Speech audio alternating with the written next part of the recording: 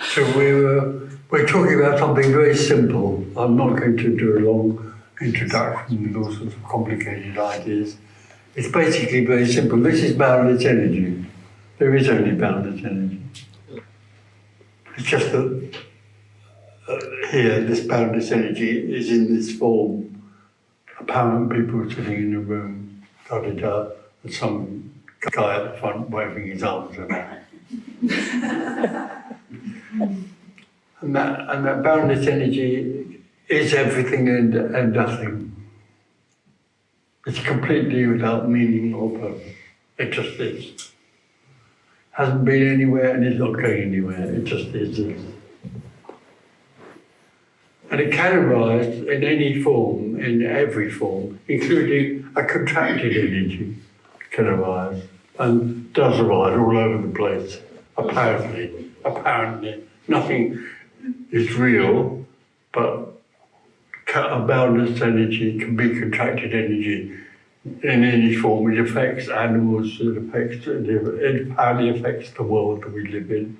And also when individuals experience contracted energy, what is interesting about that and unique to the human, to individuals, is that they become aware of it as an object, as something happening in them suddenly. At a very early age, there's nothing much going on, there's nothing going on at all really. But suddenly when contracted energy enters the body, there's a feeling of something happening, and that brings awareness. Suddenly awareness arises.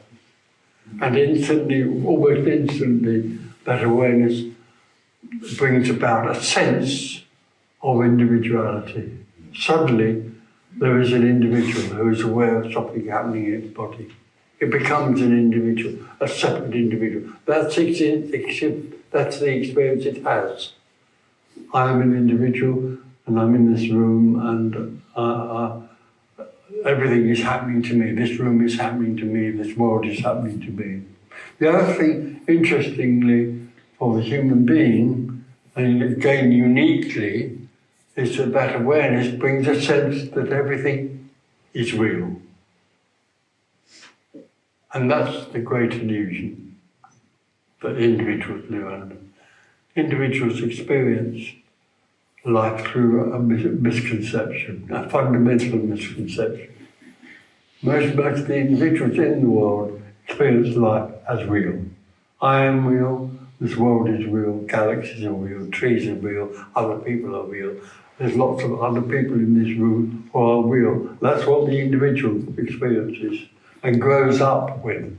Because of course the parents are usually in that world and speak in that way, and the friends and all the people that that the individual mixed with, go on confirming and reinforcing the idea that the world is real and that I am real. I am a real person in that real world. Strangely enough, most people sort of live in that way. If you go and ask anybody in the street whether they're real or not, it's just totally accepted that everything is real. Totally almost without question. Yet, actually, everybody who lives in that dualistic space of being real, everybody is disturbed by it, but they don't necessarily notice it. It's disturbing. There's something slightly funny about it. I wouldn't say wrong, because there's no right or wrong, but there's something's lost in everything being real. Something else, another possibility. There's another possibility. And the individual is lost. Most people you speak to would not necessarily even accept what we're talking about here or agree with it or whatever. They just say, oh no, I have to get on with it and make the best of it I can. And of course people do try to make the best of it. What you see in the world is people making the best of second best.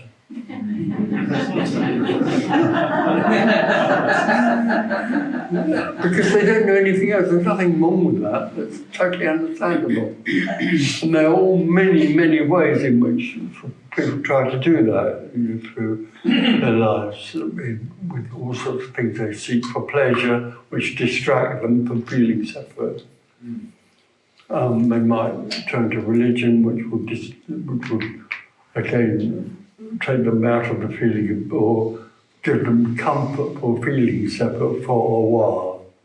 Pleasure, all sorts of anything you like. But what you're watching in the world is people trying to distract themselves from feeling separate, from feeling uncomfortable. And the other thing you're seeing in the world is that it doesn't work.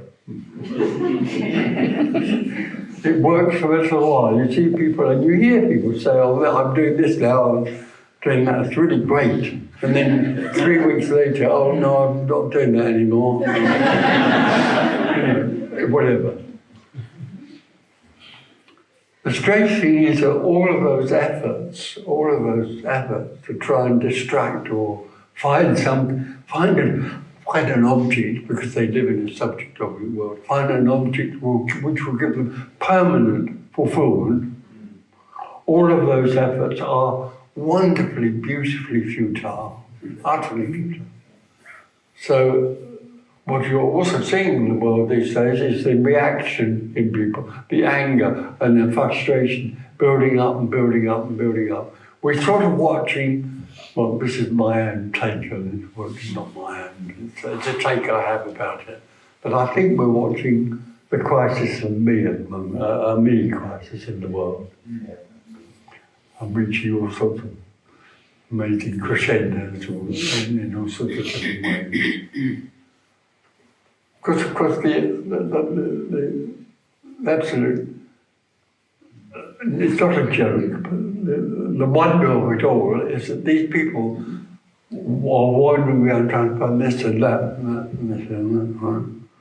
When in fact they are, and we are, surrounded, filled with the lover. The lover, the beloved is all there is. The beloved is all there is. This wall, this room, these bodies, all of this. It's all simply the beloved. It's an absolutely all-consuming, unconditional love, which we can't comprehend as individuals. The individual can't comprehend that love, almost can't bear it. I know of people who are staying in the seeking world because they can't bear, without even recognising it, the sense of being totally loved. And that's what is happening in this room right now. Everything in this room is the lover. Everything in this room is the beloved. And we're